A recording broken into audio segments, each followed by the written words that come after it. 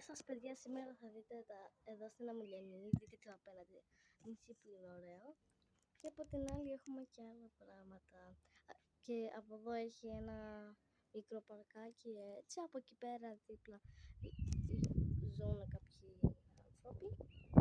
Και από εκεί έχει κάτι σπίτια και από μέσα έχει τέτοια, δείτε από εδώ λίγο.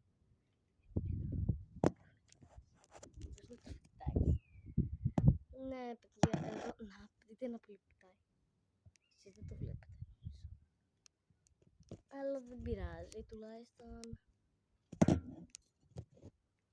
Έχουμε πάει 2 φορές. Αυτό είναι το θέμα. Είναι 2 φορές. Έχουμε πάει 2 φορές. Και τώρα είμαστε σκληροί. Γιατί η θάλασσα εκεί που είναι, εκεί, μπορεί να είναι κρύα. Οπότε θα είμαστε προσεκτικοί λίγο. Και από εκεί ζει κάποιος σε ένα χωριάκι εκεί πέρα. Και εντάξει, εδώ το κάναμε το βίντεο.